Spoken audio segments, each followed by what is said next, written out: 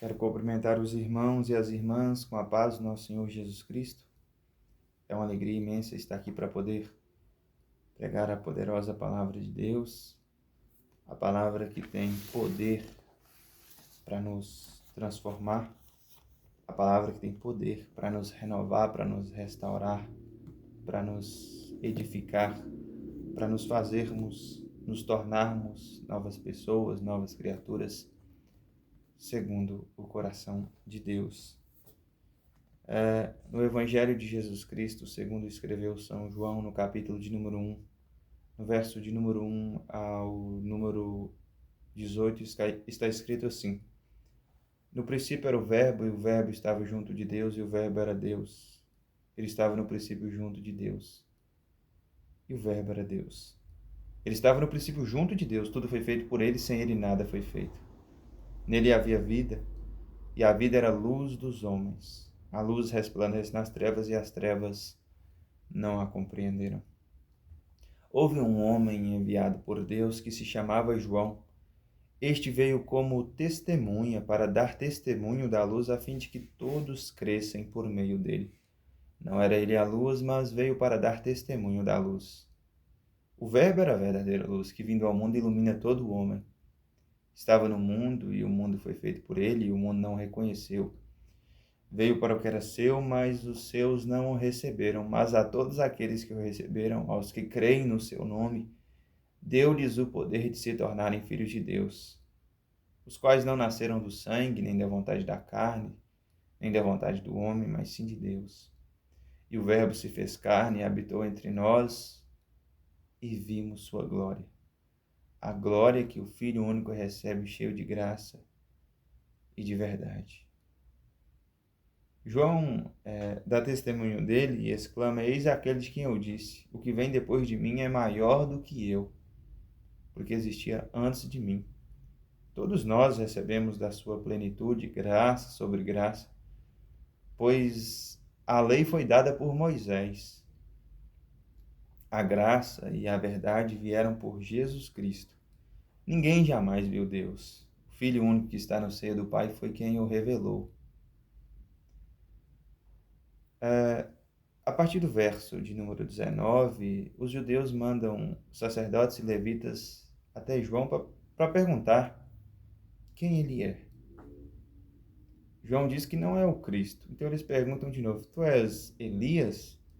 João diz: Não o sou.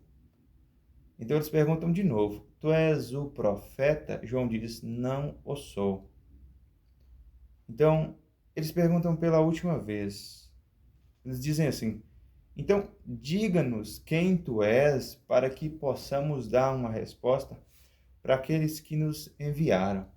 Então João exclama: Eu sou a voz que clama no deserto, preparai o caminho do Senhor.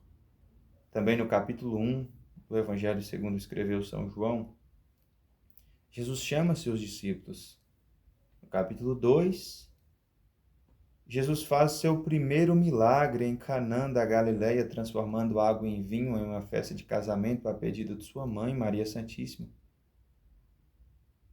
Também no capítulo 2, Jesus expulsa os vendilhões do templo e diz assim: Saiam daqui, não façais da casa de meu pai uma casa de comerciantes. No capítulo 3, Jesus encontra-se com um determinado discípulo chamado Nicodemos, discípulo esse que o encontrava em segredo, e diz assim para este discípulo que quem não renascer da água e do Espírito não entrará no reino de Deus. No capítulo 4, Jesus encontra com uma mulher samaritana apanhando água no poço de Jacó e diz para ela tudo que ela tem feito.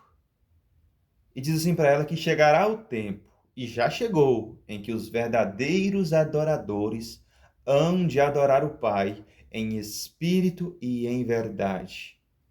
Também no capítulo 4, o Evangelho segundo escreveu São João, Jesus cura o filho de um oficial do rei. No capítulo 5, Jesus cura um coxo de nascença que se encontrava lá no tanque em Betsaida havia 38 anos. No capítulo 6, Jesus multiplica pães e peixes e alimenta muitos homens e muitas mulheres. Também no capítulo 6, Jesus caminha sobre as águas.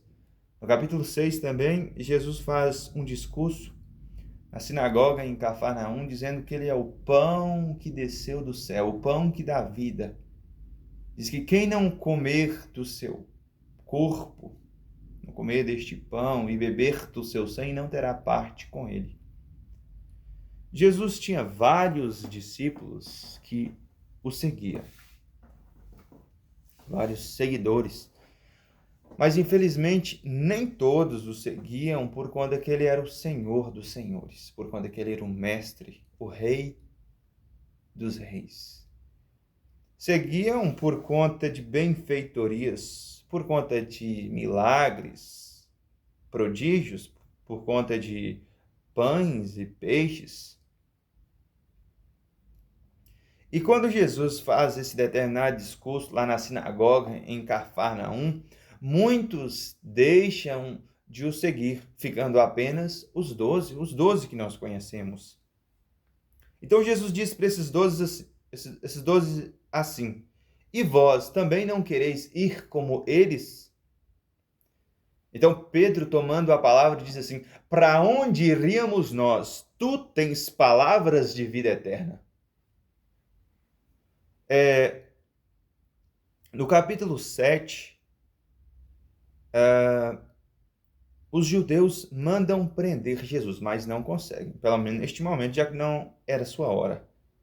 No capítulo 7 também, Jesus diz assim, que aquele que tiver sede, venha a mim e beba. Aquele que crer em mim, como diz as Escrituras, do seu interior jorrarão rios de água viva. Jesus dizia isso referindo ao Espírito Santo que eles haviam de receber daqui a poucos dias. Não naquele momento, já que o Senhor ainda não tinha sido glorificado. No capítulo de número 8, os escribas e os fariseus levam até Jesus uma mulher que fora pega em adultério. E diz assim para Jesus: mestre, essa mulher foi pega em adultério. A nossa lei, a lei de Moisés, manda que a apedrejamos. E tu, mestre, o que diz que nós devemos fazer com ela? Eles diziam isso no intuito de botar Jesus à prova. Então, a palavra de Deus vai nos dizer que Jesus se agacha e começa a escrever no chão com o dedo e diz assim: aquele que não tiver pecado, que atire a primeira pedra. Então, foram saindo de um, a começar pelos mais velhos, ficando apenas Jesus e a mulher. Então Jesus diz assim para a mulher: onde estão os que te acusam, os que te condenam? Então a mulher diz assim para Jesus: ninguém me condenou, mestre. Então Jesus diz: nem eu te condeno, vá e não tornes mais a pecar.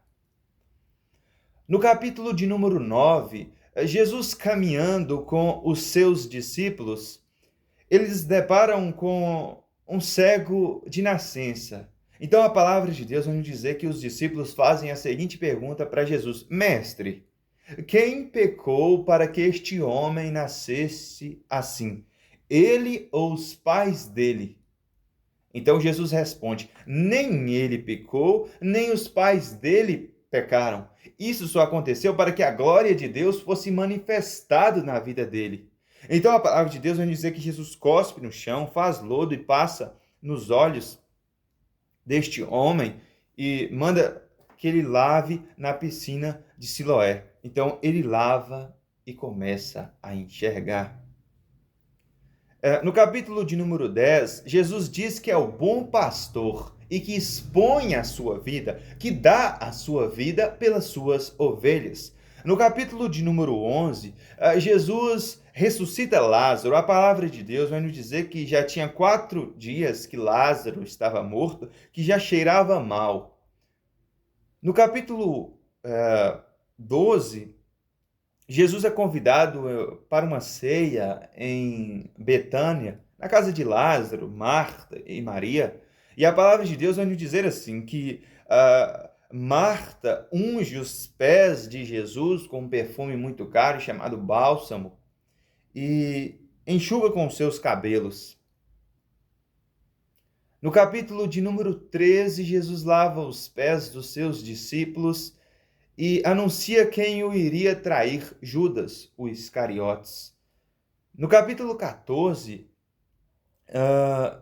Jesus diz para os seus discípulos, obviamente dizendo para nós, que irá preparar um lugar na casa do Pai. Também no capítulo de número 14,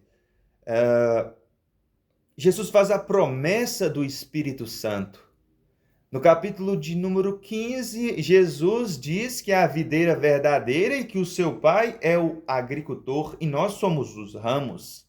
E aquele que não der bons frutos na videira, que é Cristo, será cortado, literalmente. Mas aquele que der bom fruto será podado para que possa produzir mais. No capítulo de número 16, no Evangelho, segundo escreveu São João, Jesus diz para os seus discípulos que eles se entristecerão, mas logo se alegrarão. E os discípulos não conseguem compreender.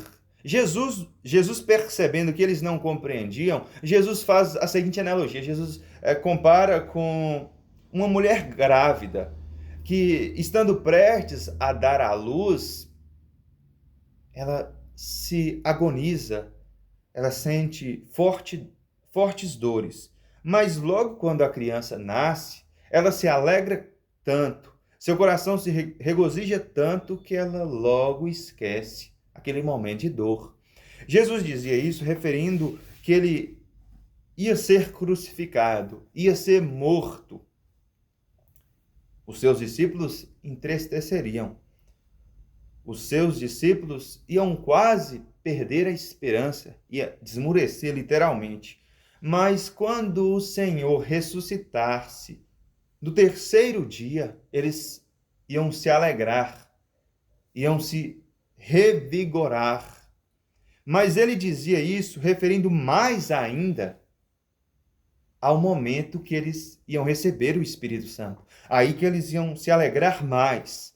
Aí que ia vir uma força tremenda que ia impulsionar eles a sair pelos 4 cantos do mundo para pregar o Evangelho do nosso Senhor Jesus Cristo.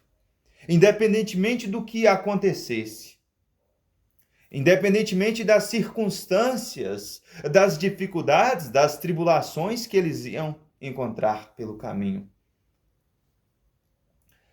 No capítulo de número 17, Jesus faz uma oração sacerdotal dizendo ao Pai o quão ele quer ter comunhão conosco, o quão ele nos ama, o quão ele quer ter proximidade conosco.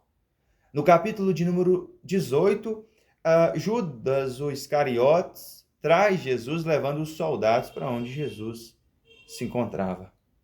Já que Judas sabia muito bem os locais que Jesus costumava frequentar, já que ele mesmo frequentava. Também no capítulo de número 18, Jesus é preso, Jesus é flagelado, Jesus é espancado, Jesus é insultado.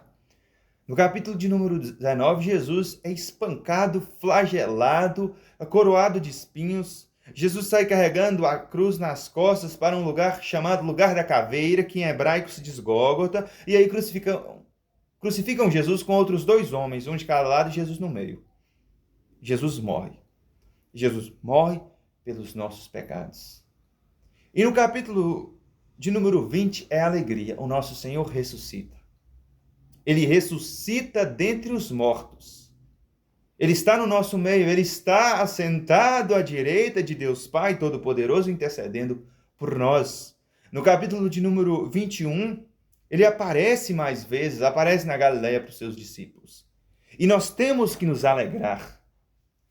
O nosso coração tem que encher de alegria, de esperança, de bonança, de coisas boas, porque o Senhor ressuscitou dentre os mortos. Ele estava morto, mas no terceiro dia ele ressuscitou no primeiro dia da semana.